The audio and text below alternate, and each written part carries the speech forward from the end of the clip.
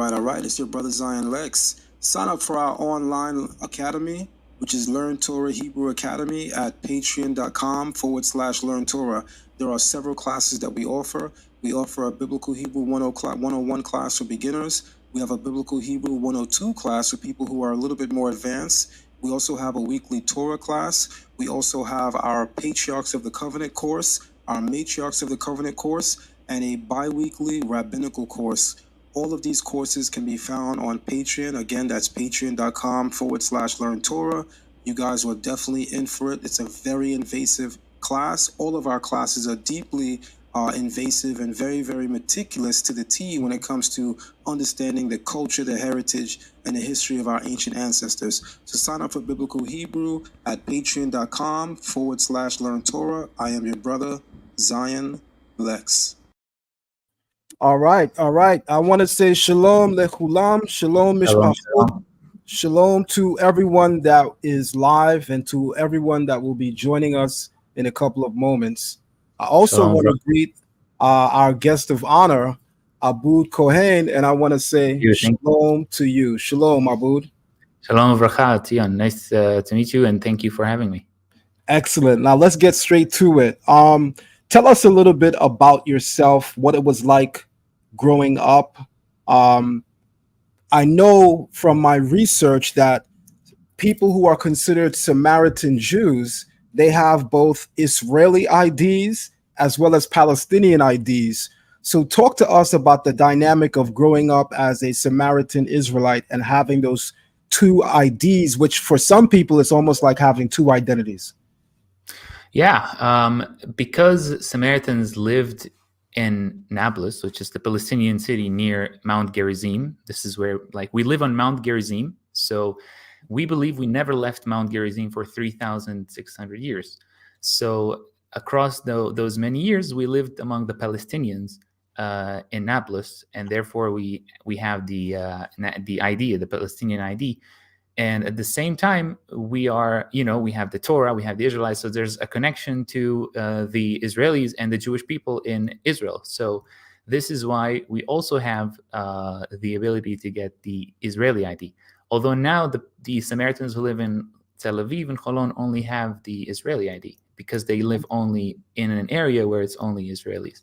While Mount Gerizim is a special area where it's actually allowed for both Israelis and Palestinians to come. So beautiful. I mean, I'm learning about Israel as a person that lives in the United States. And so everything that I know comes either from the books on my bookshelf, the internet, the library, teachers, and now with this new world of YouTube, right? So I want you to be our eyes and our ears and give us understanding, Sure. Give us greater perception. Let's begin with the historical narrative as presented by you and your people. What do the Samaritans have to say about their origins? We know that there is a narrative that says, based on the Tanakh, that the Samaritans were a people that were brought into the land of Israel through exile. And as a result, they settled in the region of Shomrim, which we know as Samaria. And from there, they began to develop. Now, I know that is not what Samaritans believe. So please fill us in with how Samaritans see their evolution and their origin. Sure. All right. So first of all, I think it's important to say that we do not necessarily dismiss the Assyrian conquest and the Assyrian exile that happened to the Samaritans. However, we believe that it wasn't as big as as people think, really, especially in relation to the number of the Samaritans back then. So, for those people who don't know, the Assyrians basically expanded their conquest to the Levant, basically around more than 2,000 years, 2,500 years, something like that. And they had this policy in order to make the nation weaker in that region, to basically to kind of destroy their hope in some ways. They would exile the higher class people, kind of like the priests and the kind of like the governmental people also, which makes them which makes the land basically, as in the Jewish Torah. I mean, in the I'm not sure exactly about the book where it mentions this story, but it does mention that they don't want to leave the land empty. When you do that, when you exile them, you don't want to leave the land empty. Therefore, if you do leave the land empty, then beasts might come, because it's a humanless land, right? Which why there's a famous term called Garye Ariot. And I think people in the comment can, or maybe did you ever hear about that? Garye Ariot? Yes, can. Yeah, so some people call us Garye Ariot. Some people, especially in the Orthodox world, they would call us Kutim, because of believing that we came from Kuta, Iraq. Right. Now, what we believe? We believe really that for 3,600 years, before 3,600 years, the Israelites, entered the Holy Land. Actually, we have a calendar which we count since the Israelites' entry to the Holy Land. And it goes 3,663, I believe, this year. And we're entering a new one in about 2 to 3 weeks, our Passover, right? So for the first 450 years, the Israelites entered the Holy Land and they built the altar, as we believe, the tabernacle, the Mishkan. We believe it was on Mount Gerizim. So for those people who, for the first time, hear Mount Gerizim, maybe you might recognize it from the story of when the blessings and the cursings happened. That's right. There were people who were ordered to give the blessings on Mount Gerizim and then the cursings on Mount Ebal. However, we believe the first mentioning of Mount Gerizim was not really then. It was just mentioned in a different name, right? For example, when Abram in ancient Hebrew we say, was asked by God, Shema, we say in Hebrew, by the way, in our ancient Hebrew we say Shema. Shema is like the name, so it's weird to pronounce the name. So when he was ordered to tested to basically sacrifice his son Isaac, he was commanded to go to one of the mountains, Echad Ha'arim in Hebrew, Ad Arim, and that's one of the first names actually for Mount Gerizim in the Samaritan traditions. And then when Abraham basically when his son was saved, then he also said Elohim Yireh, right? Elohim Yireh, Adonai Yireh. So that's when he built the altar and he called this place Elohim Yireh, that God shall see. Then I'm sure you know the story of when, for example, Yaakov Avinu, the prophet, he came to Mount Gerizim, we believe, and had the dream. He woke up from the dream and he said, "En ze ki bet Elohim veze shara shamayim." This must be the gates of heaven and the house of God. In ancient Hebrew, we say, "In ze ki bet Eluhem uze shar hashamim." So, what is this really incredible place, right? And this continues on where, of course, we have the commandment to build the tabernacle on Mount Gerizim. So there are about 30 important differences between the Samaritan Torah and the Jewish Torah. And now I say this, maybe some of the audience do not know that there's actually a Samaritan version of the Torah. It's called the Samaritan Pentateuch. Dang. And a lot of scholars around the world have started to get interested to learn more about this Pentateuch. Number one, because they didn't know that Samaritans really existed, and number two is because they want to explore this other version of the Torah, and there's the Masoretic text, there's the Samaritan text. I don't think we have time to go to all over the 30 differences, but I think people should know that the Samaritan Torah and the Jewish Torah is very, very similar. It's really mostly similar. It's actually, in fact, hard to see the differences between the Samaritan Torah and the Jewish Torah. The easiest difference to spot would be the 10 Commandments, where, Tzion, what is the first commandment? I am Anochi Adonai Elohei, right? Mm-hmm. And the second one in the Jewish traditions is counted as Lo yeh lecha Elohim acherim al panai. I'm the Lord your God. You shall have no other God before me. Now, in the Samaritan community, we take the first one and the second one as one and the same. We count them as one. It has the same meaning.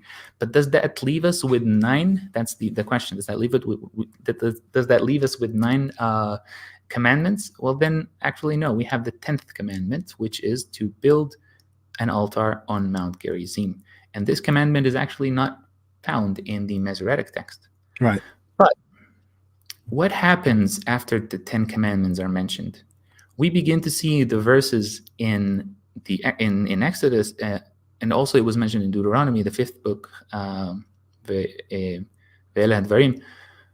there's a mentioning of the chosen place. When you shall go to the place which, well, in the Jewish Torah, when you shall go to the place which I will choose, when you shall go to the place where I will, it's mentioned several times that you shall do this when you shall go to the place where I will choose. Now in the Samaritan text, in the Samaritan Pentateuch, this basically verse is actually chosen when at the place that I chose, which becomes the date that God chose Mount Gerizim, really. But how did Samaritans really, why are there Jewish people? Like, people are asking and wondering, well, wait, you didn't tell us the story. How did this thing happen? So as I said, for 3,600 years ago, Samaritans entered the land. The Israelites entered the land. There was no Samaritans and there was no Jews practically. It was just called the Israelites. But after 450 years, and this is our story, the Samaritan narrative of it, the high priest at that time, his name was Uzi. And he was a rightful heir, like they say, like the rightful priest who inherited his priesthood all throughout from Aaron, like the brother of Moses. And at that time, another high priest came. He wasn't a high priest. In fact, he was rejected. He doesn't deserve to be the high priest because he was not really in direct line yet. But he came to this person, Uzi, and he told him, you are not qualified to be the high priest. You don't have this, you don't have that, In the Samaritan traditions, it is believed that Eli, this person who came to Uzi, he had a lot of power, a lot of money, and he could deviate people away from Mount Gerizim. So 2 tribes out of 10 tribes in the Samaritan traditions moved away from Mount Gerizim to Shiloh, right? Which is the first place where the tabernacle in the Jewish traditions was built. Before it was built in Shiloh, in Jerusalem. So now we have two kingdoms, basically. You have the kingdom of Israel, which, by the way, I mean, I'm not a historian, so I might do some small mistakes here and there, but that's what fine. is known but what is known is that the kingdoms, like the Israelites split to 2 kingdoms, the kingdom of Israel in the north and the kingdom of Judah in the south.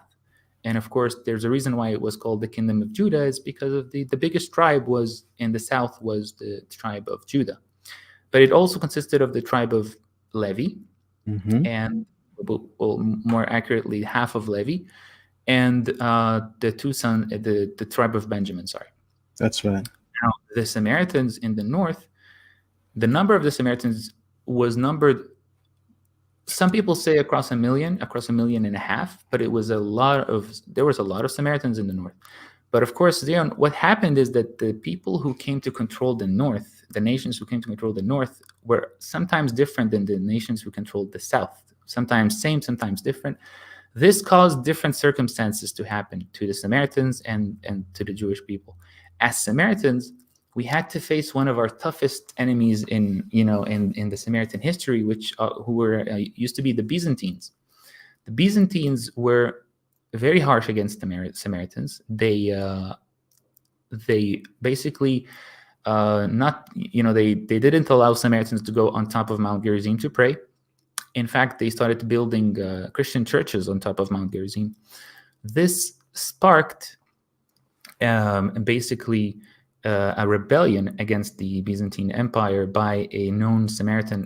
He's one of our we can call him hero, Baba Rabba, which in ancient Hebrew means Baba the Great. He led this rebellion. The first rebellion was successful in calming down the Byzantines. The second one also was successful, but the third rebellion, the Romans helped the Byzantines, and they wiped out, unfortunately, 1/3 of the Samaritan population.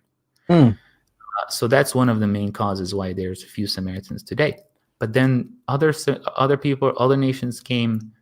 More discrimination happened against Samaritans, and eventually our numbers decreased so much that most of the world don't know that we still exist today. Right. You'd be surprised, people really don't know about us. And the reason why is because in 1920, our lowest number ever was around 140. Yes, I Like, saw that's- that. Yes. And it's a crazy number to think about, because That's right. from 1 million to 140. I have 100 also- family members here in New York City, so yeah, that's a very low number.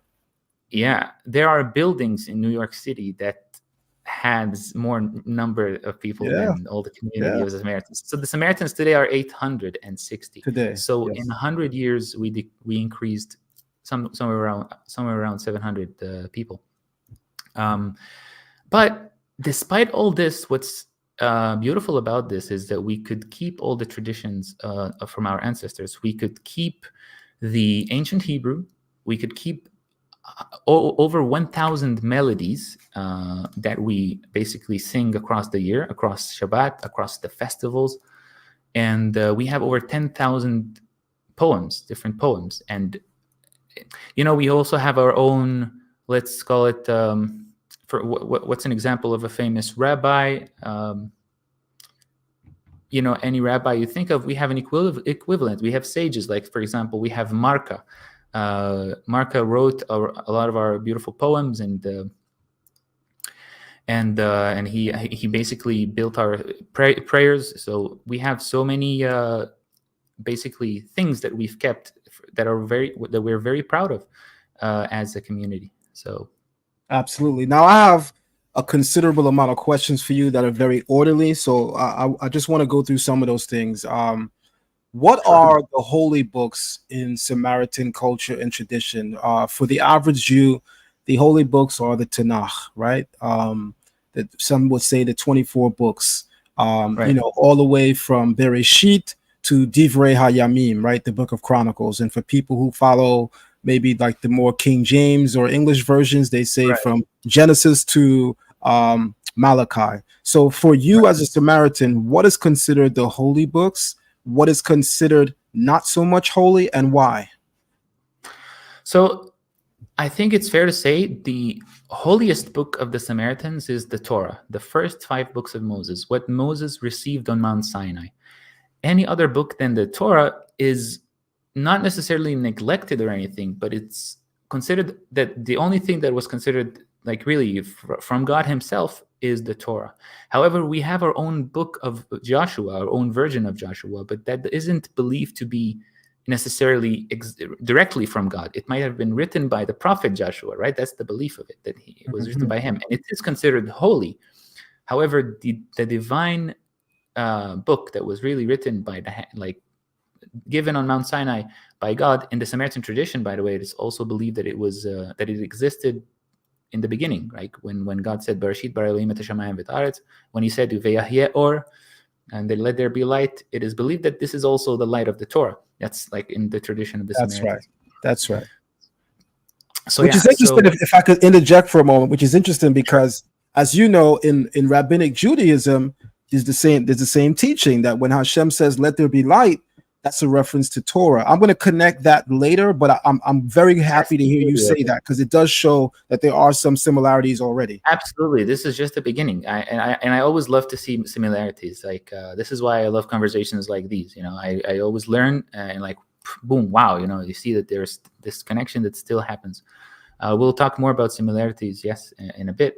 However, we also have like other books that are not exactly holy, but we refer to them for our understanding of our history and our understanding of how to interpret different traditions. We have the book of Al-Fatah, which was written by Abul Hassan As-Suri. That's one of the Samaritans who is a brilliant scholar.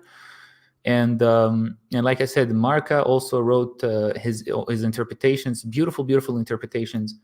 One little thing about Marka, his parents named him.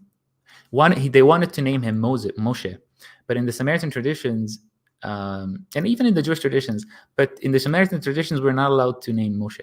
It's just It's a very the most holiest prophet for the Samaritans is Moshe, Mushi in ancient Hebrew. So what his family did was they felt like he had some qualities of Moshe in him. So they named him Marka because of the numerical value, having the same numerical value as Moshe.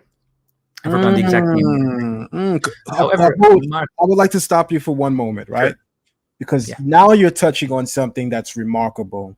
There are people that consider that ideas like gematria are things that were developed by Yehudim, Jews in Babylon.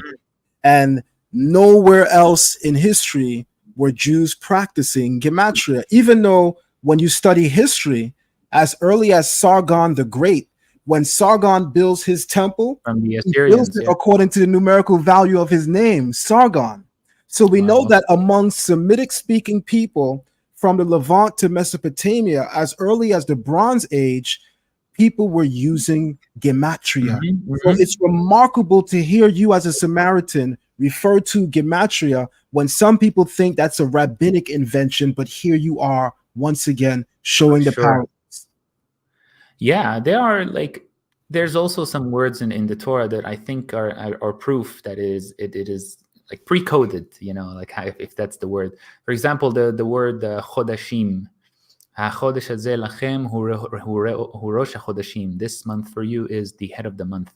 If you take the gematria number, the numerical values of chodashim, it's what are the chances? It's 365. The number of years, right? So what are the chances? I think there's a way. We also use gematria to also calculate our calendar, our Luach Shana. Luach Shana is, for us, there's a different way to interpret it. We have something called the holy calculation, the Chishvon HaKadosh. There are certain tables and there are certain things that we're only passed it down in the Cohen family for specific reasons of how to calculate. We have one of the most accurate calendars. Some Muslim brothers from Nablus actually come to the Samaritans to, confirm when is Ramadan and when is, because you can actually use this system also to do, accurate astronomy, if you want to call it. We believe we inherited this from the prophets, really, ever since Adam. So that's one of the traditions of the community. That is powerful. That is powerful. On that note, my next question for you is, when you see books like Joshua, Judges, Kings, Samuels, Isaiah, what relevance does it hold in Samaritan culture and way of life? I know that you made a distinction of Torah being primal, but do you trust the words of the scribes that are writing in Isaiah, Jeremiah, Ezekiel, and the minor prophets? What's the Samaritan view on that? Well, I'll tell you what, Zion, I didn't read all of them. I definitely began reading, and I'm still reading. I have a precious friend of mine who gifted me this beautiful, beautiful Tanakh, and I'm in love with it. There's stories that really fill the gap for the Samaritan community. I believe, and also others believe in the community, that throughout the 3,000 years, today we're only 150. It's unrealistic to assume that we have our whole history, all of our history figured out, and what happened in this year and what happened in this year. I believe that the Tanakh, Nevi'im and Ketuvim, I believe they really cover part of the Israelites' history, and not only history but also wisdom. Because there's the saying in the Torah, "V'kol ish chacham lev natati chokhmah." In every wise man, I gave wisdom. Right. So there's a lot of wisdom in those books that we do not deny of. It's just that there is this thing where, in the Torah it also says, "Lo tusifu alav velo tigra'u mimenu." In ancient Hebrew, we say, "La tusifu ala u la tigra'u mimenu." Do not add to it and do not subtract.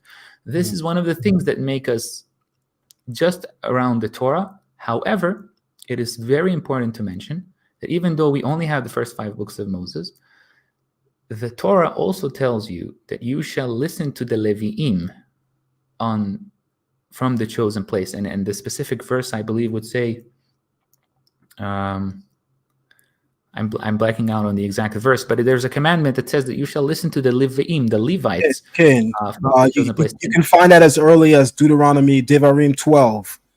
Yes. Yes. So why was that said? Because the Torah is timeless wisdom, as we believe, but at the same time, there are certain things that will change across the many years. Take, for example, Shabbat. We do not use electricity on Shabbat, but there had to be a certain, kind of a rule that is set by the newer generation today to understand how to treat electricity. How do we do it? We go to the high priest and the Levites and kind of like the congregation, let's say the council of the communities, and they decide on this matter. I don't want to deviate too much from your question, though. I'm still reading, and I think there's beautiful things there. The book of Psalms, I believe, is one of the most beautiful ones. And there is, the ancient Hebrew is different than the Jewish Hebrew. So for me, it's not as easy to read all the Tanakh alone. So your channel will definitely help me understand that more. So absolutely. So on the note of Hebrew, I have something that I'm going to share right now that we are going to entertain the community with just for a couple of moments, right? Because I have come to understand that Samaritan Yehudim, Samaritan Israelim, Samaritan Israelites go by what you would call ancient Hebrew. So for instance, I would look at, can you see my screen? Yes. Okay, so in the Samaritan Torah, you're essentially looking at Paleo Hebrew.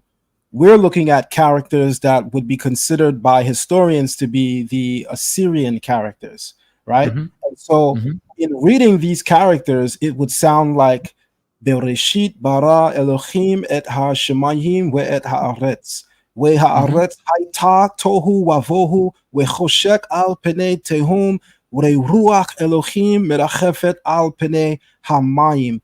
Tell us how this would read, how it would sound with ancient Hebrew. Yes. So in ancient Hebrew, in Samaritan Hebrew, it would sound like this. We say, Barashet bara eluim it eshamim with aris. Waris ayata te'u be'u. Washek alfani tum. Uru eluim emra efat alfani emmim. That's very similar. That's strikingly similar. I mean, yeah. There are some differences, obviously. Like I'm noticing that the chet is not pronounced when you said ruach, right? Yeah. But nonetheless, I can understand what you're saying. So when that's a Samaritan Jew, it's Hebrew. Mm-hmm. That's right. When a Samaritan Israelite and a Jew, let's say, are having conversation, it's not like we can't understand each other. We can certainly understand each other, right? But obviously there are nuances. There are slight differences, right? Talk to us for a moment about what it's like learning ancient Hebrew. From what I learned about Samaritan Israelites, you guys are learning ancient Hebrew as early as 3 and 5 years old. Tell us. True. Would you like me to share my screen for a second? Please do. Yes, please do. This is a teaching moment. Amazing. So I will share my screen here so you can see. Let's see. One sec. It should be this one. Chrome tab. Ancient Hebrew. There it is. Do you see it? Yes, and I'm going to add it right now. There we go. Excellent. Okay. So first of all, let's look at here. So this is kind of one way. I think I would go with this one, though. This is, let's see, a bigger one. Okay, let's go with this one. So alaf, as you can see, this is how we write alaf in Samaritan Hebrew. So beat, for example, is what is beat? What is bait, right? It's house. And it's kind of resembles a house. And my uncle once told me that this is kind of like the yard of the house. There's an entry to the yard, and then you enter the house from here, right? For example, one of my favorite letters is the ein. In means I, and you can see why it kind of what is the resemblance of this, right? It's an I. An easier letter would be shin, and we write shin. I think a better even way to show shin. I think there's a, let's see, look at here. You see here in next to the I, this is shin. All right. And I think it's important to show you this is how a Samaritan mezuzah looks like. So this tablet we put on the entry of the door is the mezuzah. How like the Jewish people have it as sometimes in a small, a wooden box on the entry of the door. Yes. We have it really. We believe the tradition originally was to have it like this, to see it and to remember the verses. And it might have been because the Jewish people started living among other people who might discriminate against them, that they didn't want to be too obvious with the mezuzah. You see, right? So that's one tradition we have. If you ever come to the Samaritan neighborhood on Mount Gerizim, I hope you do, yes. Sion. Then you would notice that every house house door has this. It's funny that you should mention this, because I actually have this on my screen as one of the things I was going to ask you about. Right, so nice. Bezeret Hashem, it may be His will. When I arrive in Eretz Israel, I would love to meet you, and I would love to take a tour of that region. But in looking online at the Samaritan mezuzah, yes, I noticed that it's like a poster, right? It's huge. It looks like a big canvas. It's not a small mezuzah that we're hanging on our doorposts, right? It's huge. And the way you explained it is exactly how I encountered it in study, that for many Jews over a course of time, there was a need to hide and disguise their identity. So as a result, the look of the mezuzah went through a form of an evolution. But the Samaritans seem to have preserved how the mezuzah originally looked, which is powerful. So I really appreciate that. Yeah, it's written in Shema Israel, right? It's written Vekataftem al mezuzot. You shall write them on the mezuzot, and this is kind of like an explanation of like technically to write it on, like to leave the tablet on the door to make it visible. However, some people might ask us, do we have, for example, how do you call it, the shesheret on the hand when the tefillin, tefillin. Tefillin. We do not have tefillin physically. For example, when the Torah tells us Ve'yehu al totafot ben enecha, right? That they shall be between. What's the word, by the way, al totafot in English? Totafot in English, some people say phylacteries. Okay. Yeah, so we say that this is really more of a spiritual thing, that you shall see it whenever you go, that it shall not leave your mind, the Torah, the commandments. Okay, so you don't, Samaritans, in other words, that this is powerful. Samaritans do not interpret the commandment for tefillin or totafot as something that is physically worn, but it's something that it represents an ideal, a concept, something to keep in mind. So that's unique. That's unique. One thing I want to make clear to our listening audience, this conversation that I'm having with Abood is not about who's right and who's wrong. It's about listening to people and hearing about their culture, their history, and what is their narrative and view of what we conceive of as Torah. You'll find in conversations like that the level of conversation is raised higher, because there's no need to supersede one another. He's not here to say you don't have Torah. I'm not here to say he doesn't have Torah, but we're here to understand what one another's views of Torah are. And I'm in deep appreciation of what you're sharing. Absolutely. Deep appreciation. I think so. So many people need to understand how, we can integrate each other as Samaritans and the Jewish people. It is believed that there's this verse in the Torah that says it's about when Moses blessed the 12 tribes. One of the blessings of Yehuda was Vele'amu tivihien. Okay, Vele'amu tivihien. This is Deuteronomy, and what we interpreted this as that the Jewish people will get back to the Samaritan people, kind of like reunite at some point. However, in the Samaritan beliefs, it is on Mount Gerizim. But yeah, that's like I'm saying, there is a connection. That's powerful. There's another thing that I noticed that I think is significant, and we could not avoid this. We have to talk about this. When I see Samaritans self-describing themselves, they don't typically say I'm a Samaritan Jew. They don't even say I'm a Samaritan. They usually say I'm an Israelite, and they usually speak of being a part of Shomrim, right? The keepers, the guarders. right? So talk to us about the uniqueness of the term Israelite. Why is it that Samaritans would refer to themselves distinctly as Israelite as opposed to Jew? Well, excellent question, because I was right about to tell you this, but you just brought it up, and thank you for doing that. It's true. We rarely use the word Samaritans in our, for example, traditions and prayers, right?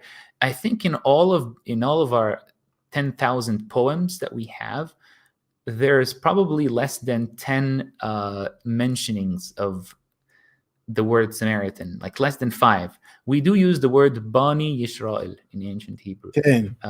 Bnei Yisrael, the sons or the children of Israel. And of course, sons can mean for males and females. Just like how in the Torah it says, Banim atem le Adonai Elohechem, sons you are to the Lord your God. But it's meant for males and females. So we believe that we are Bani Yisrael, and Bani Yisrael are the 12 tribes of Israel. And we believe that we are specifically from the tribe of, half of the tribe of Levi, who are the Cohens. So this is why my name is from the Cohen family, Abood Cohen. I'm from the Levi tribe. And the other 2 tribes are the 2 sons of Joseph, Ephraim and Menashe. So we are 5 families today in the community, 1 family from the Cohen family, the Levi tribe, and there are 4 families from the sons of Joseph, Ephraim and Menashe. And it's important to mention, for example, if you are from the Cohen family and you're living on Mount Gerizim, our chosen place here, then you are, and also one more thing is that if you're healthy, then you are qualified to be the high priest one day. So who knows, Zion, maybe you talk to me in a few 20, 30, 40 years or something, and I'll be the high priest, right? I know. It's a huge honor, but at the same time, it's a huge obligation. Today, my grandfather is the high priest. I was going to, hold on one moment. I was going to mention that. Sure. Because I want everybody to know that this wasn't a random hunt in a pond to find the biggest fish or the smallest fish. When I came across Abood Cohen, the first thing that caught my attention was 2 things, Abood and Cohen, right? Those of you who really know me, especially those of you who know me as an author, you know that Zion is the name that I'm known for when I'm debating, right? And that's become the name that people really know me for. So this platform is called Zion Lex TV, but it's also called Learn Torah Hebrew Academy after my online academy. But for people who really know me and for people who buy my books, you know that my name is Avdiel Ben Levi. And that term Avdiel would be equivalent or cognate with the Arabic Abdullah, for which Abood is a nickname for. Right? Absolutely. So that was the first thing that my caught name my is attention. actually Abdullah. You're right. My name You see, is Abdullah. And Abdullah is the servant of Allah. Right. Exactly. So I want to clarify something really quick, and I'm going to use you in this moment to do so. Right. We're going to have a developed conversation about your name, but I'm going to focus on specific areas. So the first thing I want to say is your full name is Abdullah, servant of Allah. In the community that I come from, Abood, unfortunately, there are people that believe that Allah is the name of a false god, the God of the Muslims. So we shouldn't say it. We shouldn't entertain it. But I know something that many don't know, and I'm sure you know the same thing, that even our ancestors at a time prayed and used the name Allah, right? We even have the name of a rabbi in Israel whose name was Abdallah. I'm not sure about the last name, but yeah. Loud and say that once more, loud and clear, so everybody can hear you. There was a rabbi, who lived in Israel, and his name was Abdallah, Rabbi Abdallah, and I forgot the family name. You can search it up. Thank you so very much. There's a famous rabbi known as the Rambam. Most of his works are published in Arabic. When he refers to the creator, who we say Hashem, he uses the term Allah. So it's a powerful moment to have you here as someone who knows the history and the culture to say, no, wait a minute. When we say Allah, we're speaking of the same one and true God. It's not a different God. So regardless of how people's idea of God has developed over the years, even as an Israelite, when we say Allah, we're speaking of the one and true God. There's no difference, which is why as an Israelite, I can go inside a Muslim mosque And when they say God is great, Allah, wah, I can join them in that. Well, not to cut you off, but remember, Zion, remember when Moses asked Hashem, God, what is his name? What did Okay. Hashem reply? Ehyeh Ah, Asher Ehyeh, right? He didn't say there's one name, right? He said Ehyeh Asher Ehyeh. That's Thank one thing. So, thank you. Powerful, powerful, powerful. Look, so the second thing that I noticed about your name was Cohen. And that made me take a step back from the desk that I am right now. I was at this desk when I was doing my research on you. So I took a step back from the desk because I know that many European Jews have the name Cohen. And they say it's because in their lineage, they're traced back to the Kohanim of biblical days and times. However, I have encountered some Samaritans that say, well, as a matter of religion, we see European Jews as our brothers, but we don't all, as Samaritans, we don't all agree that every European Jew is a bloodline descendant of the Israelites. Mhm. So I want you to talk to us about what is in reality a very controversial topic, but nonetheless a topic that we should be able to speak upon honestly. What is the Samaritan view of European Jews in general, their entry into the land of Israel, and how was that observed and treated? Were you guys welcomed by Israeli Jews as they began to come in the land? Were you welcoming of them? Talk to us about how Samaritans view European Jews and what your initial impression of one another was like. Yeah, absolutely. So first of all, a reminder that in the Samaritan belief, or at least the tribe of Levi was split between the north and the south, where the north there was the kingdom of Israel, the south where there was the kingdom of Judah. So we know that there are Jewish Kohanim. We know that, we accept that. However, we do believe that the high priesthood was from a specific line, and it remained until today. My grandfather today is the high priest, and we believe he had a direct lineage to the Cohen, the first Cohen, Aaron. However, when it comes to the Jewish people around the world, we believe that we are really like cousins. Really, it's just that kind of like what the Torah said. By the way, there are Samaritans around the world, probably hundreds of thousands. There are Samaritans who today, people who found out about Samaritans and kind of converted, even though the community doesn't exactly bring people to live with us, and it happened maybe 2 or 3 times today. But people around the world learn about the Samaritan community, and they want to practice it because they found some belief that they believe in.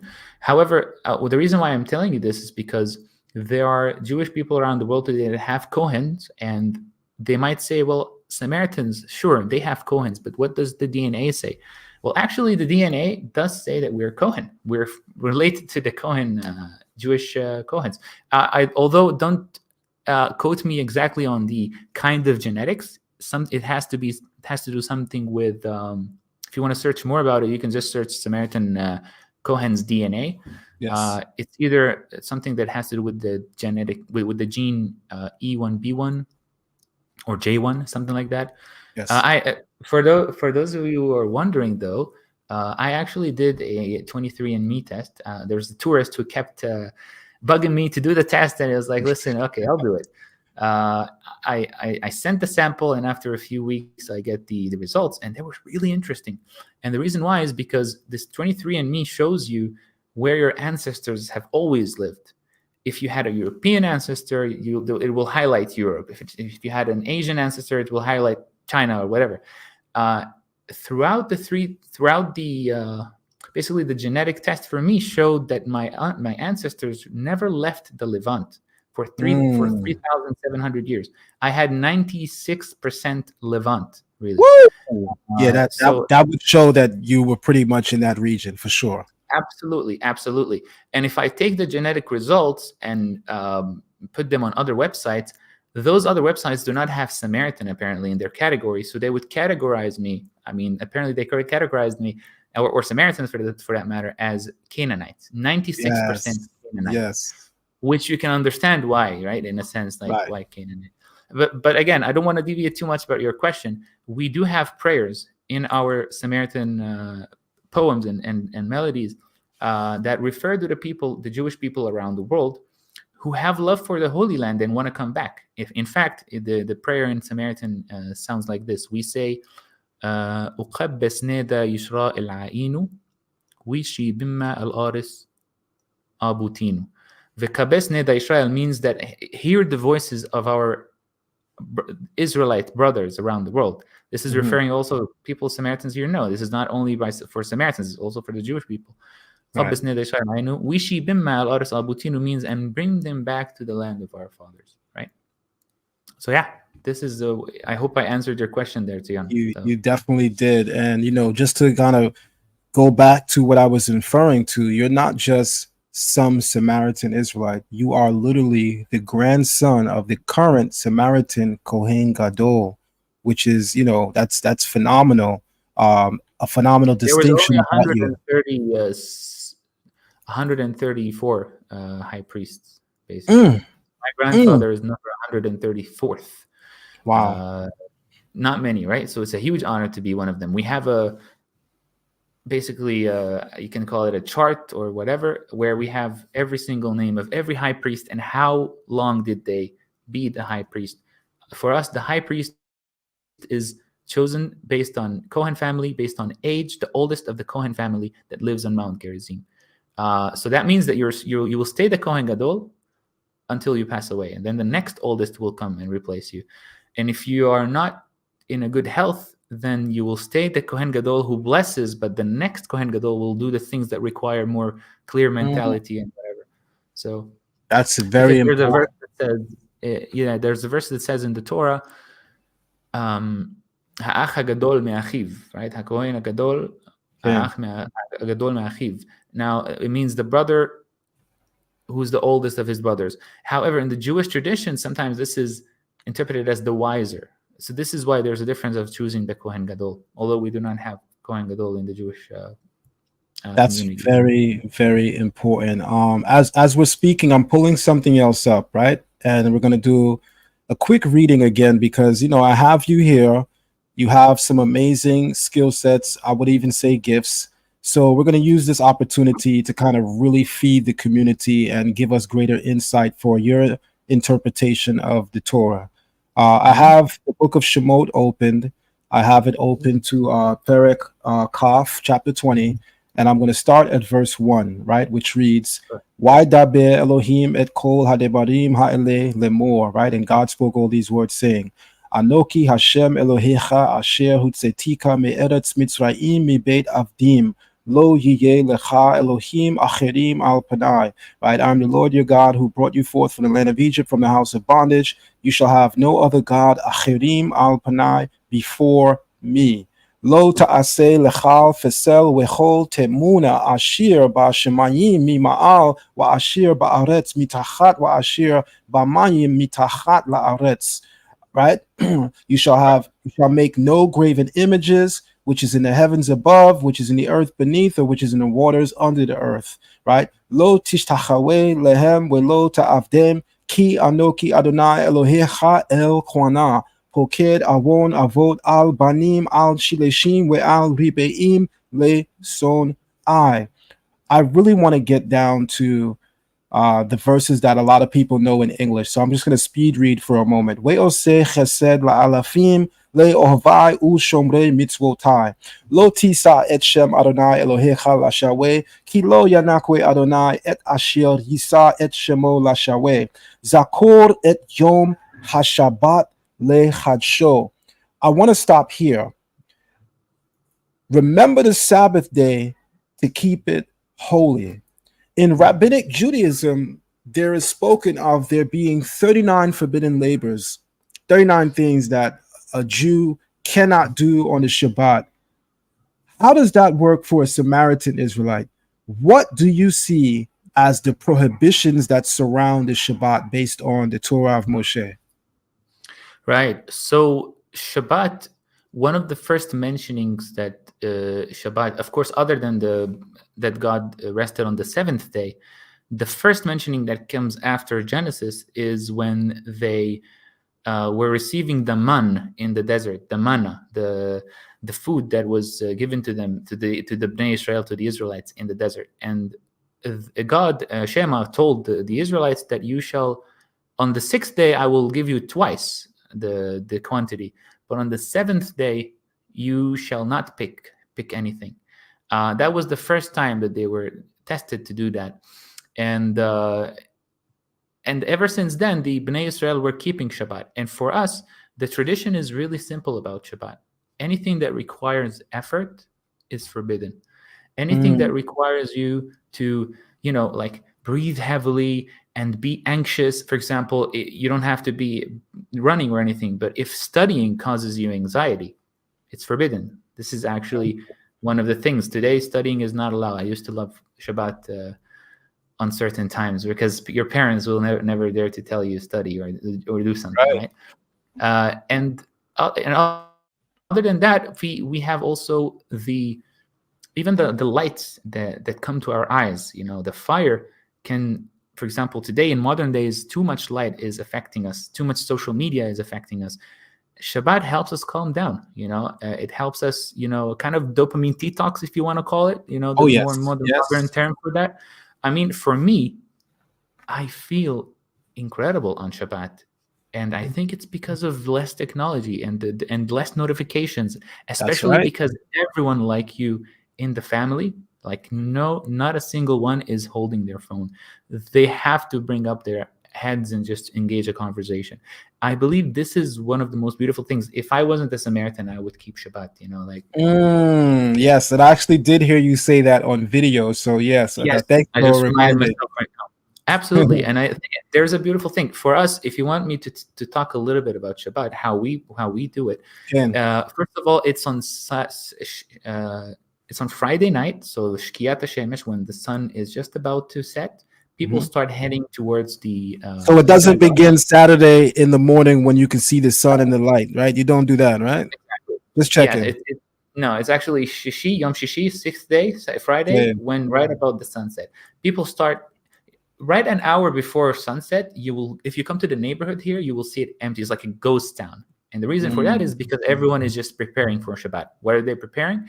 It's either the food, it's either the people take a shower. We also have, before prayers, we also have the I forgot the English word. I keep forgetting the English word when you have the ablution. Is it called? I think ablution. When you clean your hands and your feet, and before prayer. And then we have an hour prayer. Our prayers consist of reading parts of the Torah. So on Shabbat, we read all the things that God have said about Shabbat. For example, if it's, there's a verse that talks about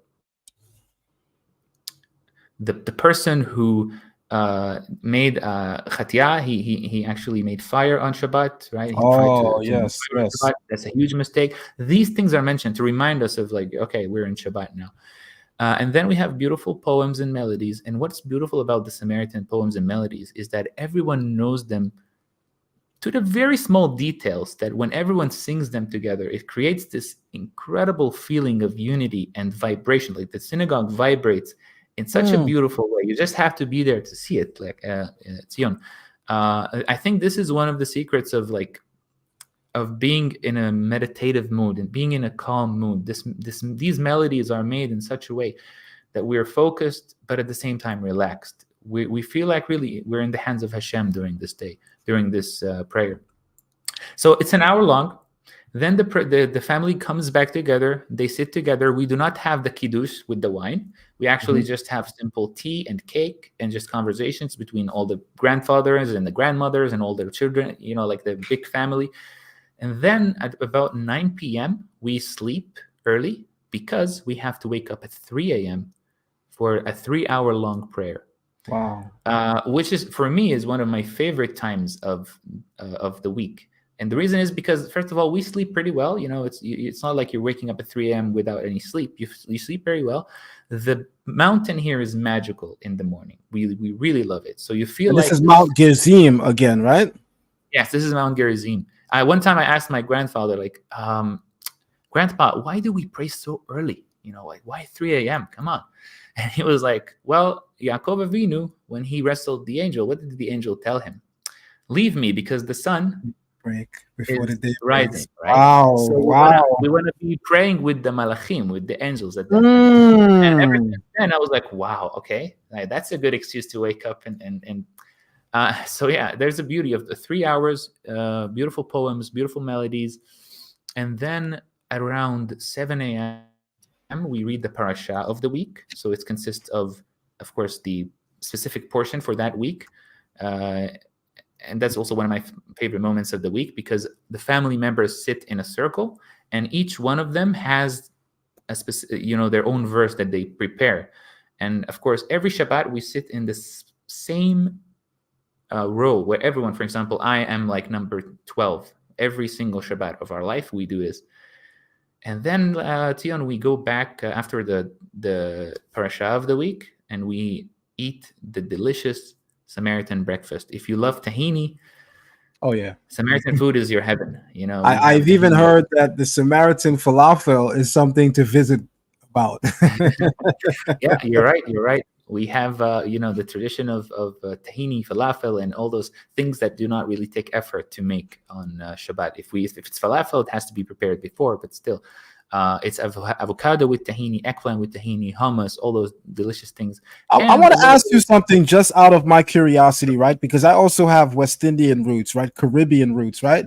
Do you guys eat curry? Is there curry in Eretz Israel? I mean, tell us. Eggs or curry? Can you? Yes. Oh wait, is it?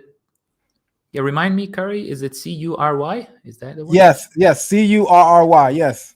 Yeah, we do not eat it, but it's not really not allowed. We can eat it. It's just that I don't think it's that.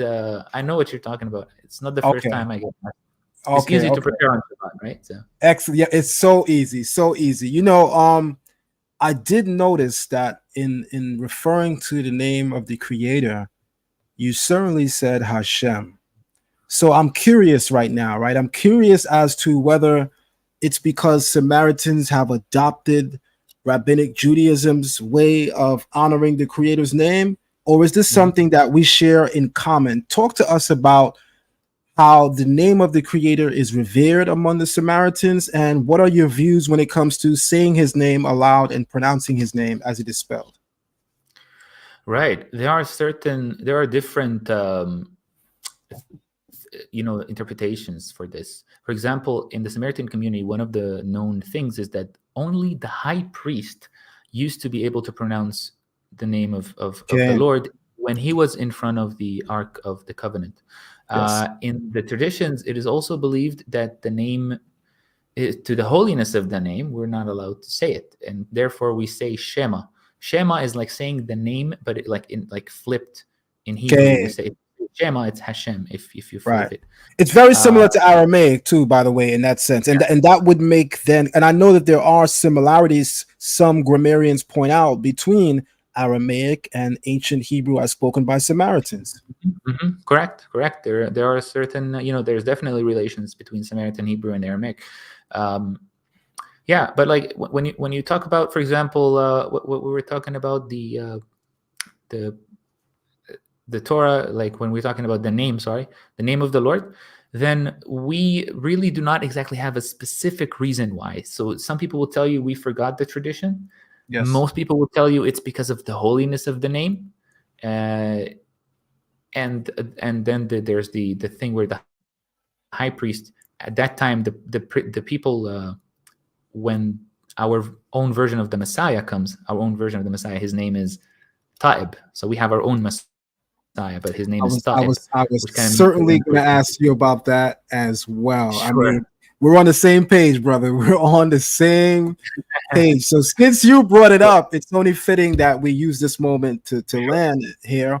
In Rabbinic Judaism, there is this idea of the Messiah, the Mashiach to come. Of course, unlike Messichim or Messianic Israelites and Messianic Jews, in Rabbinic Judaism, they do not believe that the Messiah has come already.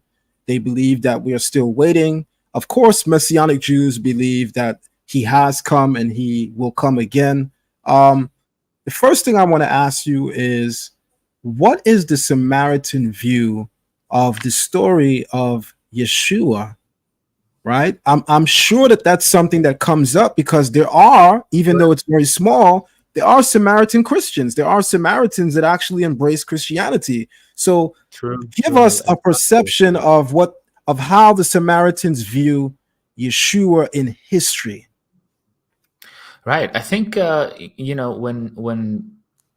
we kind of talk about Samaritans from a Christian perspective, it's hard to ignore the word or the sentence "Good Samaritan," right? Because that's the first thing that comes to mind, the story of the Good Samaritan. And we also have the story of the Samaritan woman who met Jesus at the well. This is, I believe, in the book of John. Yes. So again, Samaritans do not have the New Testament. We do not really believe exactly in the New Testament. However, it is believed that Jesus, came to this place here, and people were surprised that he came. Like, Jesus was considered Jewish, and for a Jew to come to Samaria 2,000 years ago was something of odd. Even in the book of John, it is mentioned that the Samaritan woman, when she saw Jesus and she recognized him as Jewish, she told him, "Whoa, like, how come you're asking me for water? You are Jewish, I'm a Samaritan." And she said that because at that time, Samaritans and Jews were not really good friends. They had, they both are accusing each other of changing the Torah, and sometimes they helped each other's enemies. So they were not really on good terms. What's interesting is that saying that the New Testament, let's say it was what the book of John is, 2,000 years or something like that, 1,900 years. Yes. And what did the woman say to Jesus? She said, "Our fathers worshipped on this mountain, but you and your fathers say that it's in Jerusalem, the place that we should be worshipped." So this difference goes back 1,900 years and even more, right? There are other mentions of Samaritans in the Bible. For example, there's this miracle where Jesus performs a miracle on 10 livers. Is that the way to pronounce it? Yes. And then apparently out of those 10 livers, only one person out of those 10 livers came back to thank Jesus, and he was a Samaritan. So apparently Jesus knew that Samaritans really had conflicts with the Jewish people, and they used it as an example to love your neighbor. So again, I want to just clarify, Samaritans only believe, like, as a main prophet, it's Moses, it's Moshe. That's end of the matter. However, we do appreciate that we're in a sense seen as we're used as a good example. If someone helped someone across the street, it's a good Samaritan. We love that. We want to be a good example of to help your neighbor or whatever. In fact, there's even a law in the US and also in Australia, I believe, where it's called the Good Samaritan law, where if someone basically killed someone accidentally or made his situation worse medically, he is protected by the Good Samaritan law. That's a fact. That's a fact. So, you know your stuff, Abood. You certainly know your stuff, and I'm surprised that not really looking into books like Isaiah, Ezekiel, but you seem to have a good familiarity with the New Testament Gospels, especially as it relates to the story of the Samaritans. That's quite impressive, I would say, right? So one thing I want to make sure that is clear for my listening audience is that Samaritans do believe that Yeshua existed, right? There's no question about his historicity. Could you clarify that? Yeah, there are. Even Muhammad is the same thing. Muhammad, for example, the Prophet Muhammad is believed to have given the Samaritans a specific letter to help them prove that they're the people of the book, right? So that they can be treated as the people of the book. And the same way as Jesus, it is believed that he did come to the land here. There are, limits of what beliefs we have. For example, was he crucified and raised to God? These are things that, Samaritans, frankly, we do not exactly believe this. However, we do believe in his, like you said, physical presence in the Holy Land and coming here. Says a lot.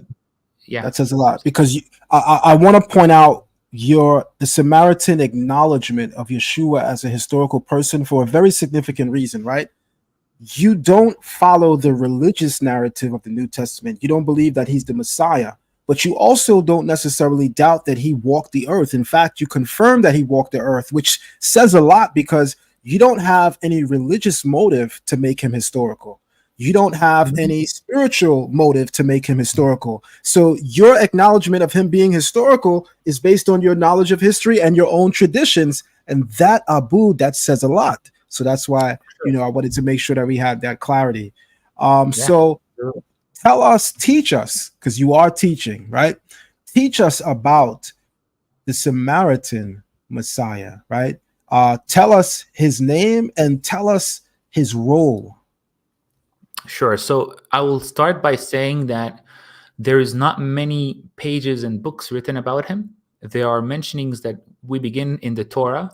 And what's interesting is that's in the Samaritan Pentateuch. It's the mentioning of this Taheb, the Messiah, the Samaritan equivalent of the Messiah, is mentioned in a place where if you go and look into the Jewish Masoretic text, you cannot find it. And I believe it's right after the 10 Commandments, right? So after the 10 Commandments of the Samaritans, especially in the 5th book, Deuteronomy, the Ve'ela Dvarim, the mentioning of, it goes like this, that God promises Moses, first of all, he knows that they are Am Kashe, that they are a hard nation, that they will keep rebelling and keep making problems. So God told him that Nevi Akim Lachem, that I will bring up a prophet to them like you. So in a sense, there are some characteristics that will be similar to Moses, apparently, by the time. And that he will come, like he said, Aik, which means he will come from the tribes of, in the Samaritan traditions, it is believed that he will not be a Levi, but from the other tribes, perhaps from the tribe of Joseph, that it is believed.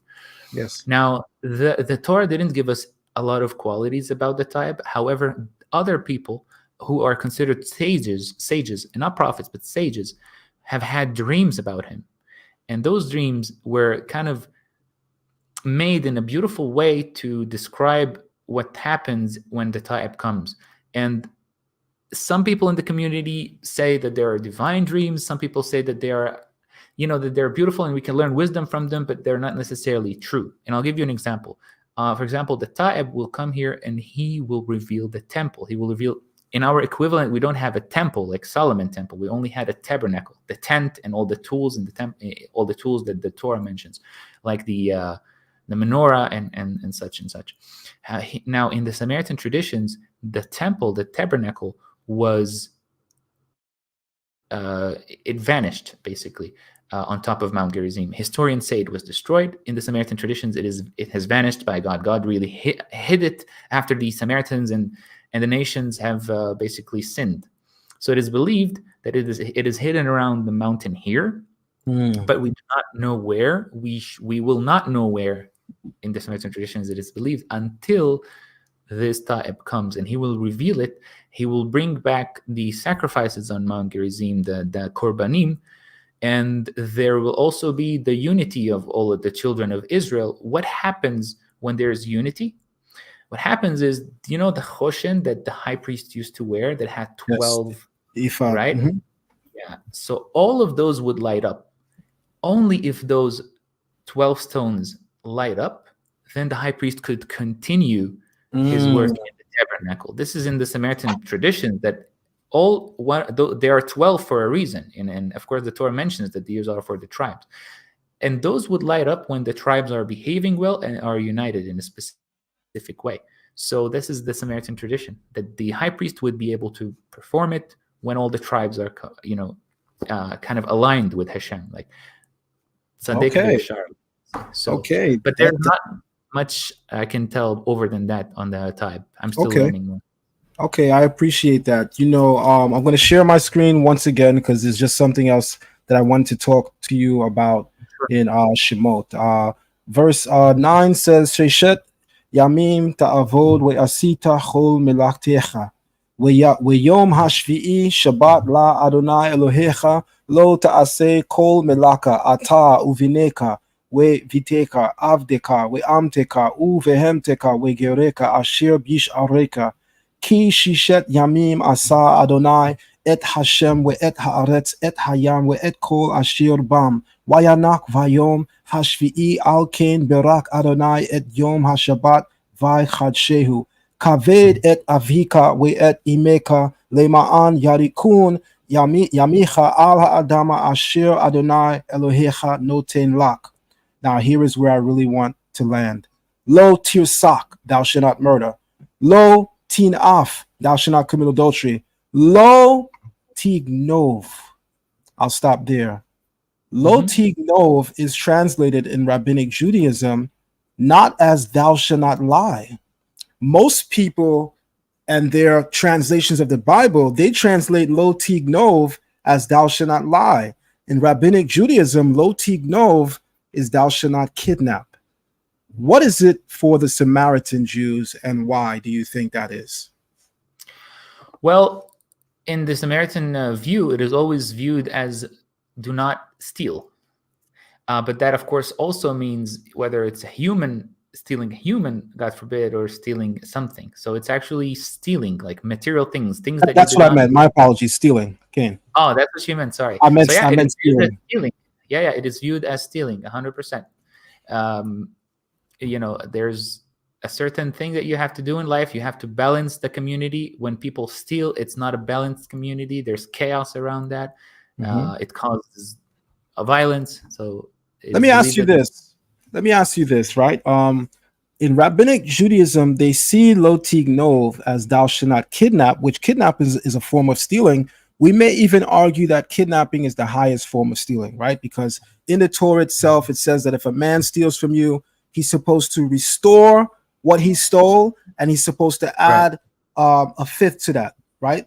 And that's the Torah's system of jurisprudence and justice, right? Mishpatim, the idea that if you steal, you restore what was stolen and you add the fifth to it, right? So you didn't lose your life because you stole, but if you kidnap somebody, you were put to death, right? So when you look at the 10 Commandments, each of them is a high court offense, meaning if someone is found guilty of profaning the Shabbat, he may be put to death.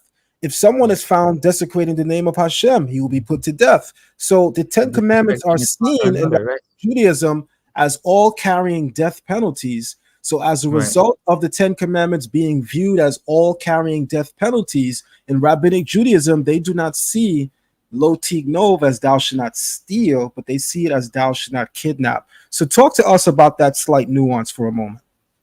Yeah, so these are like, for example, like when the 10 Commandments landed on Mount Sinai, they obviously were, like you said, they were the foundation, like of the building of the community. These are the things that you shall not do.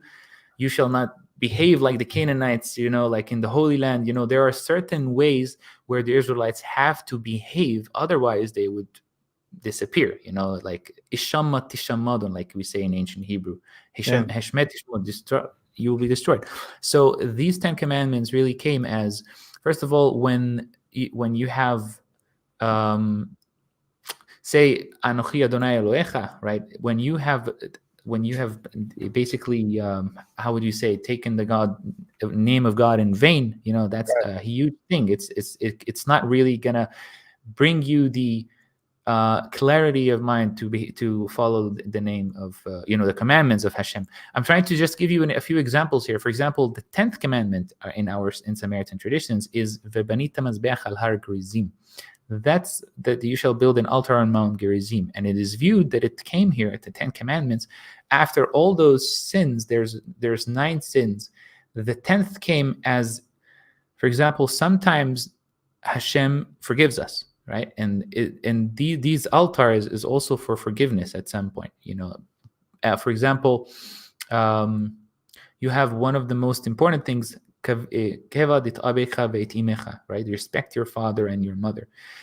Psychologically, if you're not well with your father and your mother, your whole life, it's not gonna really be in a certain good way. It is believed that if you have your father and your mother respect you and you respect them, if you have that connection, your whole life will be also great. So these 10 Commandments are really taken as a pillar, really a huge pillar that is we write them on the parochet of our synagogue. So we have a parochet, which we have it's called fareket. It distinguishes between the holy and the holy of holies. We have that in the synagogue, and usually the 10 commandments are on them. But people find it weird, like, why do we have the 10th commandment of the Mishkan on there? And it's really simply because there has to be a third party to decide between two people, much like how Moshe used to do.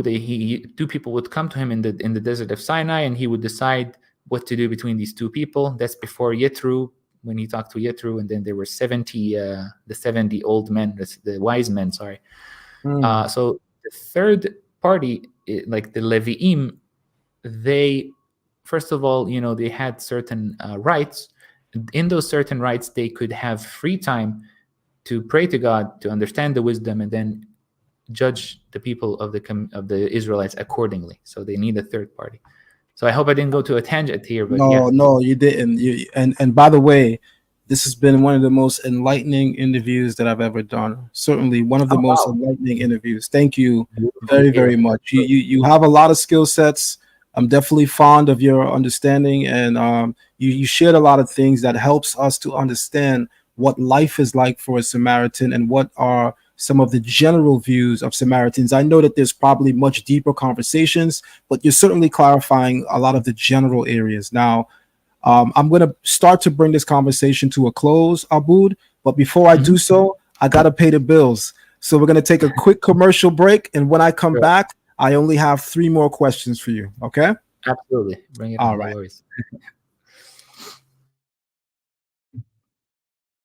I want everybody to go out there, and I want you all to get Nusak Afriki Peshat, Hebrew/English, Sidor Sambation, the legacy of the B'nai Moshe, by the chief rabbi of Africa, Rabbi Pinchas Eliyahu Shaddai. This Sidor, I'm not sure if you guys could tell, it is thick. It is thick. And it contains all of the prayers in Hebrew and in English. Although there are some left in Hebrew, in the very beginning, there are prayers in both English and Hebrew. This Siddur will help everyone in their day-to-day life to approach prayer. All right. Abood, one of the things that makes the Samaritan people, their culture and their history so important for understanding Torah is you guys have, I think, what can be considered the oldest Torah scroll in the world. Talk to us about the iconic longevity and age, antiquity of the Samaritan Torah scroll. How old is it? How well preserved is it? And were there any conflicts in trying to preserve it over the years? All right, I'll share my screen if you don't mind, just for a quick review of this book here. It's known to be, like, we call it the Abisha Scroll. Let's see here. Chrome tab would be this one.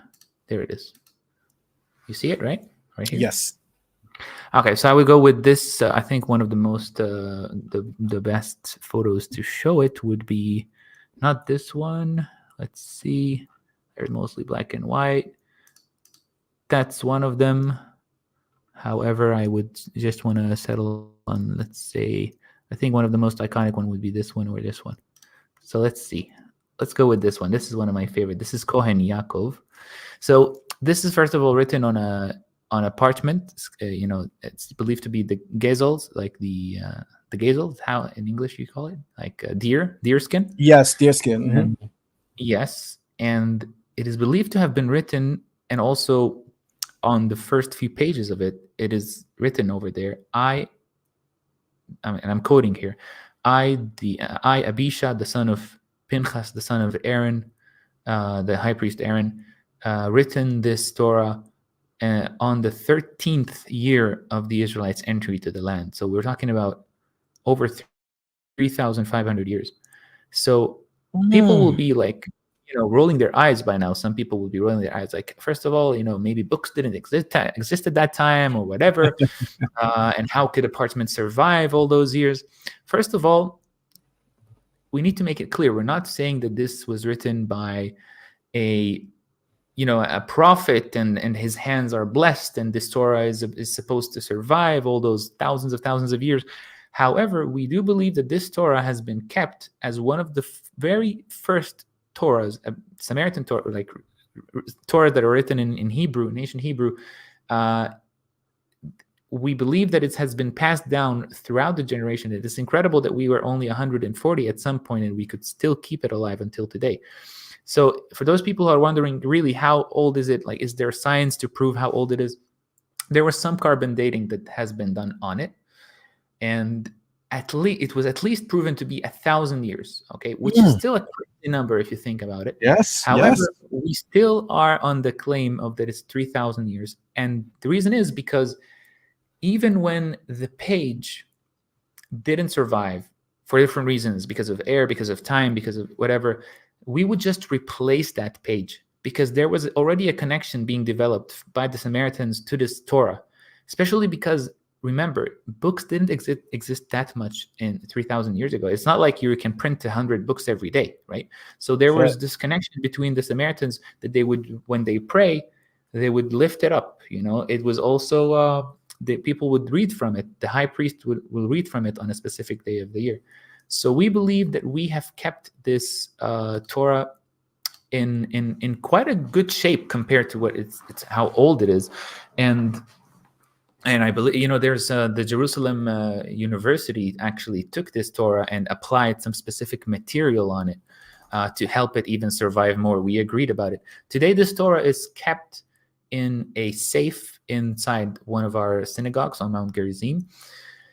And unfortunately, some people knew how valuable this Torah is. They looked at it in an eye of greed and they attempted to steal it, because today there is not many Samaritans around the world, especially because also old scriptures, old Samaritan books and scriptures were actually sold, unfortunately, a lot of them were sold by Samaritans to European and American researchers because they didn't have money to simply eat. But those European researchers, they were really like, they saw the Samaritans as like the mammoth of their, of their time.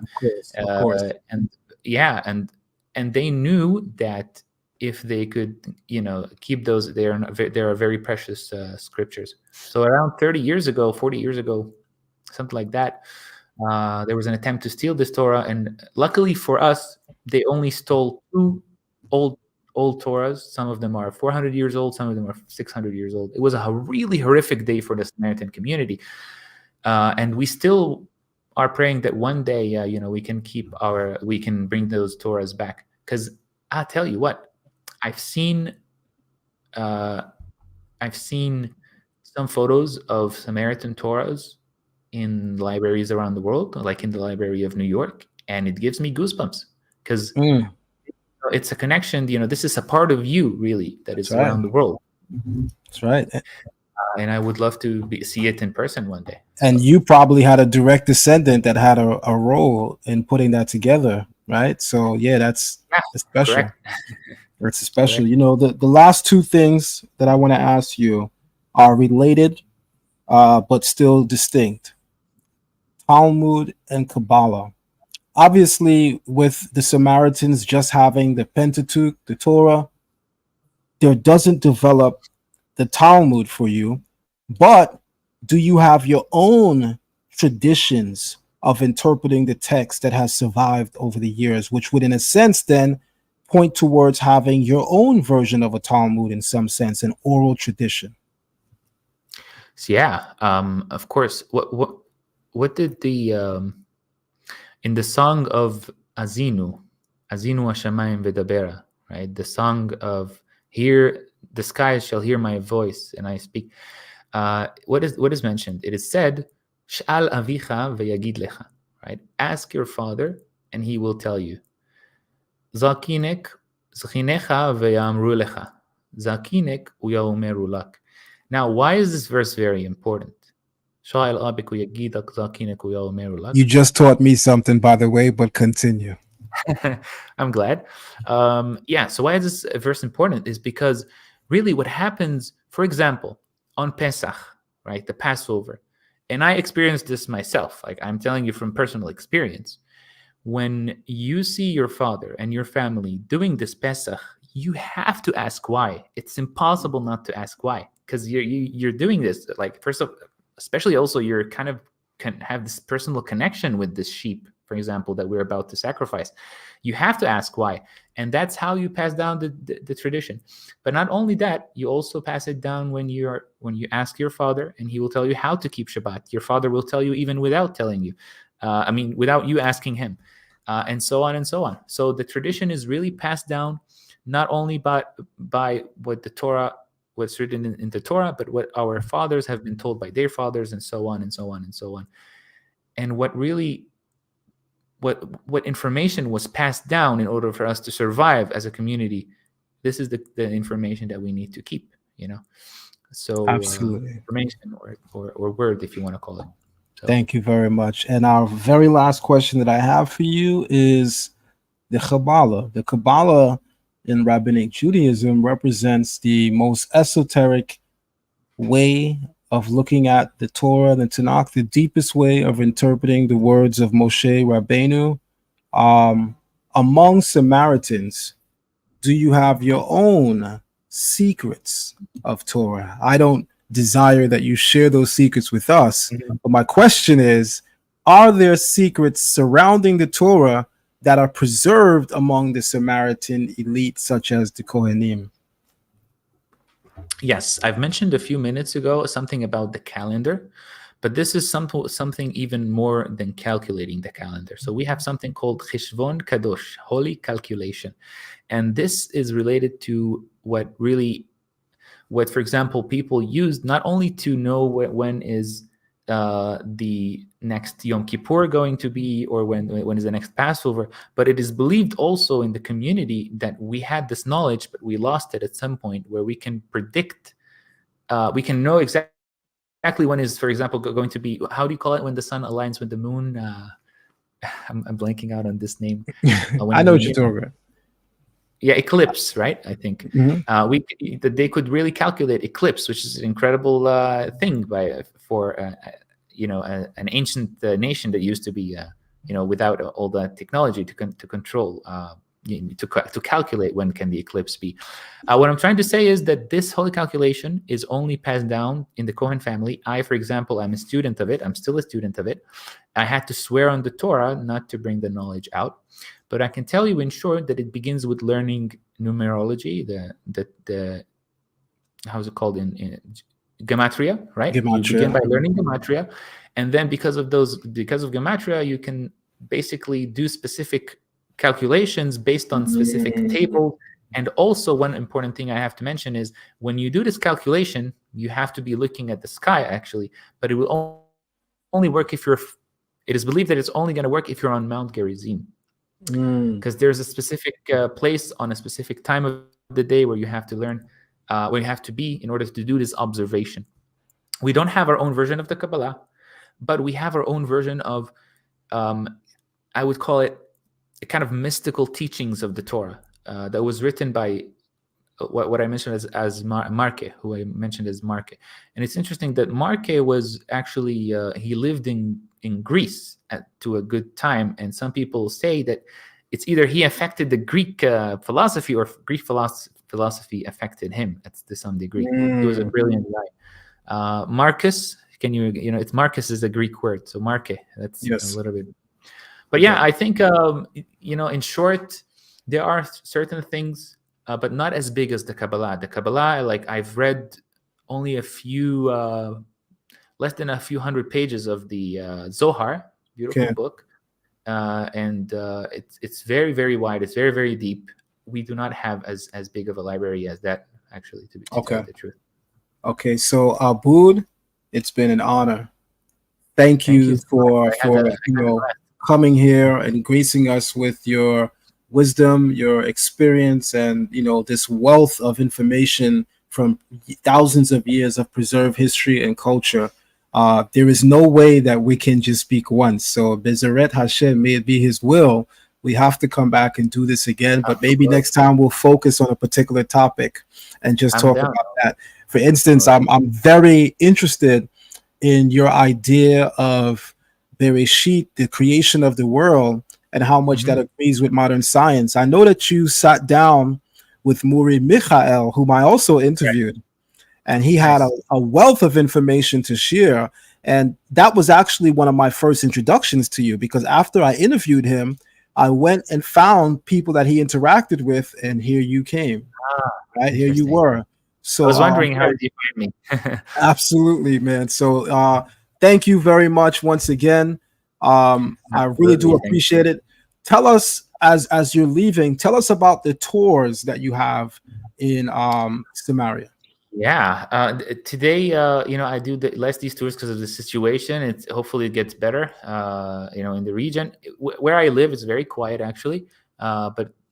But basically, I give tours around Mount Gerizim, so they can be up to 6 hours visiting the museum, the Samaritan Museum, the Samaritan Synagogue, the place where we do the Passover ceremony, the Kurban place we call it. There's also the archaeological site where we believe Abraham and Isaac's story happened. The tabernacle has been built over there, we believe, and other incredible archaeology. And also the dinner experience, Samaritan dinner experience, Samaritan chantings. There's beautiful things. When you come here, the story of the Torah really comes alive. When you come to Mount Gerizim, really have to come here to feel the bracha of Har Gerizim, like the Torah said, "V'natata et bracha al Har Gerizim," right? So you shall put the blessings on Mount Gerizim. But today, How do we because of subscribe less tours, to your YouTube channel? Sorry, I Yeah, just want to make sure we that's get that out too. for sure. That's what I'm about to say next, though. Because of I do less tours, I am talking about the Samaritan community and even history and learning about other cultures also on my YouTube channel, which you can find actually just by looking at my name. Search my name, Abood Cohen, Samaritan. There's a documentary on my channel, like an hour-long. First video I uploaded on the channel, which can be interesting to a lot of people. And yeah, that's basically it. Thank you so very much. So I appreciate you, Abood. Thank you so much. I'll be in contact with you more behind the scenes. You are certainly someone that I will begin to open a dialogue with.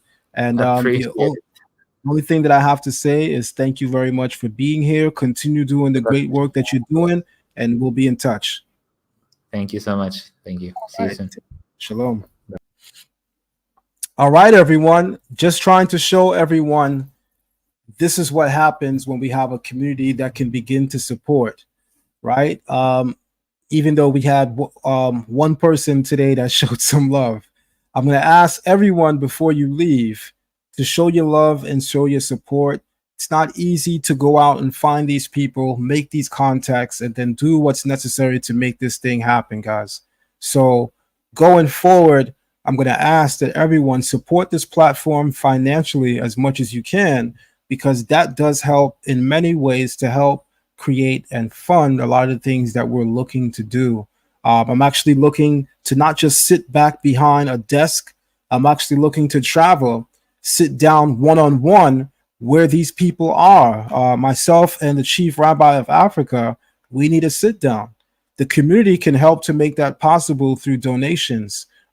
Everyone that you've seen me interview so far that is very impactful, there's nothing that stops us from having this interview in person, but that also takes the support of the community.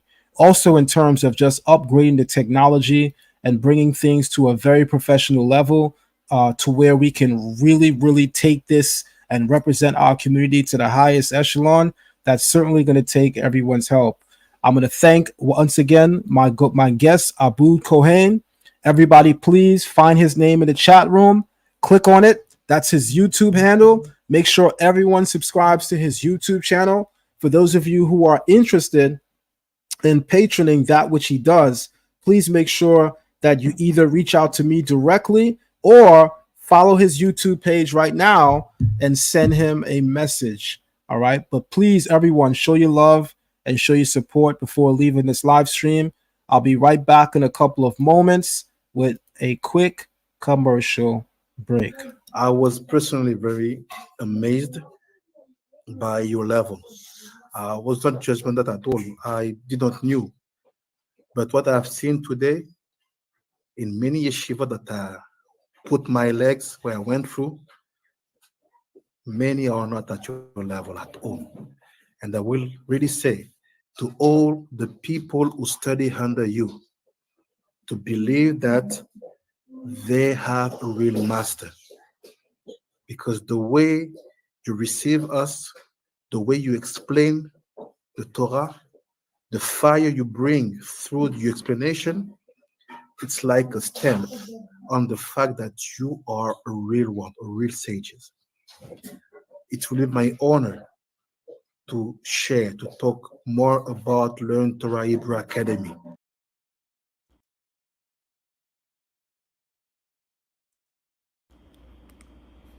All right. It's your brother Zion Lex. Sign up for our online academy, which is Learn Torah Hebrew Academy at patreon.com/Learn Torah. There are several classes that we offer. We offer a Biblical Hebrew 101 class for beginners. We have a Biblical Hebrew 102 class for people who are a little bit more advanced. We also have a weekly Torah class. We also have our Patriarchs of the Covenant course, our Matriarchs of the Covenant course, and a bi-weekly rabbinical course. All of these courses can be found on Patreon. Again, that's patreon.com/Learn Torah. You guys were definitely in for it. It's a very invasive class. All of our classes are deeply invasive and very, very meticulous to the T when it comes to understanding the culture, the heritage, and the history of our ancient ancestors. So sign up for Biblical Hebrew at patreon.com/Learn Torah. I am your brother, Zion Lex. I want everybody to go out there and I want you all to get Nusak Afriki Peshat, Hebrew/English, Sidor Sambation, the legacy of the B'nai Moshe, by the chief rabbi of Africa, Rabbi Pinchas Eliyahu Shaddai. This Sidor, I'm not sure if you guys could tell, it is thick. It is thick. And it contains all of the prayers in Hebrew and in English. Although there are some left in Hebrew, in the very beginning, there are prayers in both English and Hebrew. This Siddur will help everyone in their day-to-day life to approach prayer. All right. I want to say thank you very much to Jason Buckley for sending us a donation. I just saw that. Appreciate you greatly. Thank you to the community for supporting what we do. We do have a Kabbalah class that starts tonight at 8 p.m. So for those of you who are interested in taking a deeper look at the Torah, I would definitely suggest that you guys enter our Kabbalah class that starts at 8 p.m. tonight. There were a lot of jewels that came from the discussion between myself and Abood Cohen.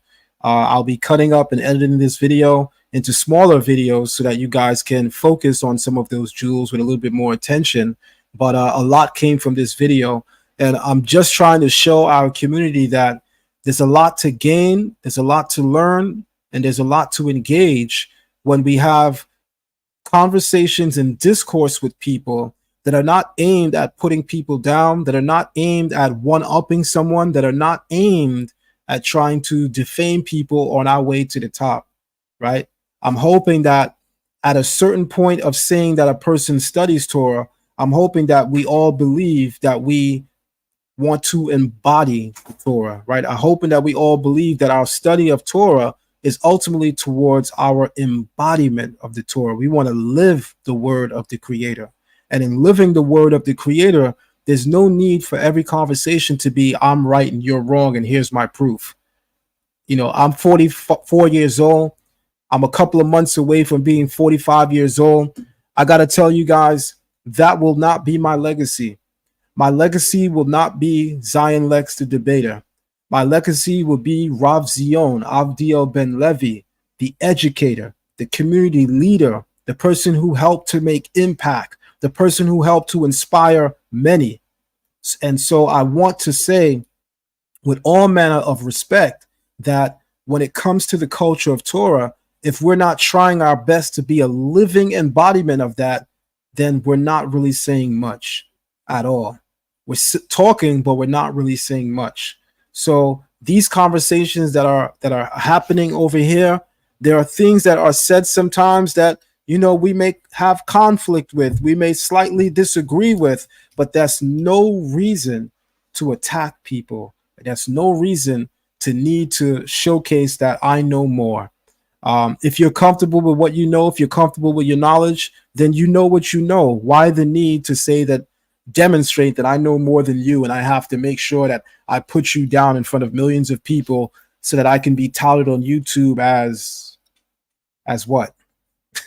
You guys tell me, because I don't even know. As what? What do we gain from that, right? YouTube Scholar of the Year, YouTube Debater. What is that before the Creator? So moving forward, as I've been showing you guys better than I could tell you, Zion Lex TV, Learn Torah Hebrew Academy, is more interested in those dialogues that take our community to the next level. I thank you for joining me in that journey.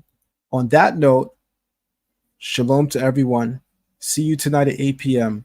in our Kabbalah class. Caribbean Kitchen Foods offer 7 unique blends of premium, low-sodium Jamaican seasoning that will add a burst of flavor to your dishes. Our authentic, all-natural Jamaican seasonings are a game changer when it comes to adding a burst of flavor to your dishes.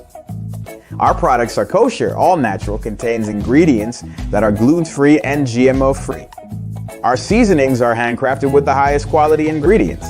We source our ingredients from the Caribbean to capture the authentic taste of the islands. Unleash your creativity in the kitchen and savor the taste of the Caribbean with our spice blends. Caribbean kitchen food, where the spice and sense. Come jerky curry, give your dishes a chance. Oh, seasoning so vibrant, like a tropical breeze. Oh, for the finest flavors, it's a culinary tease. Oh, savor the sunshine in every single bite. Caribbean kitchen food, our flavors are just right. With every pinch and sprinkle, a journey will begin to the islands of delight. Oh, oh, oh, oh. I want to say this. We have to support each other. We have to support Black businesses. I must say, when it comes to biblical Hebrew and you want to study it, my brother Zion Lex has classes. He doesn't only teach biblical Hebrew, he teaches mezuzah. Please, you want to learn? Absolutely. Go to him. Let him teach you what he has mastered. It's beautiful to watch him display it. If you want to have a better view on how the Bible looks at women in its proper context, then you should get these 2 books.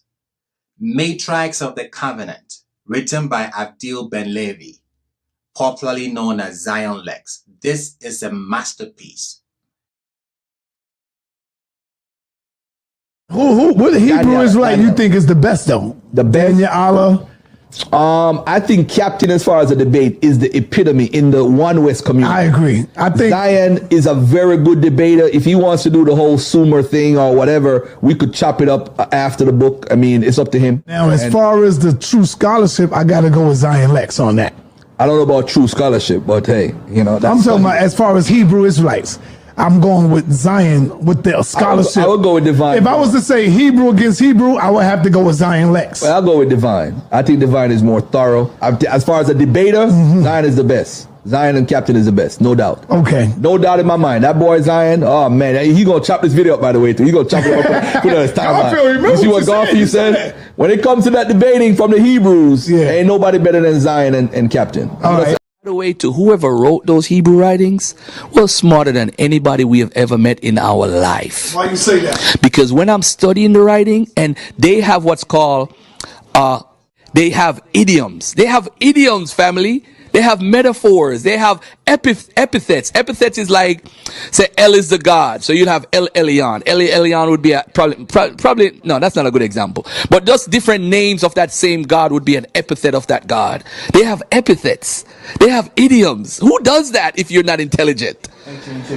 I know that, but I'm just saying they had some sort of numerology in there. When you see Zion going into the whole gematria stuff, that's later on, but they did have some sort of gematria in numeric, alphanumeric thing going. I'm saying this to everybody who is in Kemet. We know how great Kemet is, but whoever wrote the text, whoever wrote that Bible is smart as a mother effer. Listen, Genesis chapter 11 verse 10 explains the genealogy of Shem. Shem was a black man in Africa.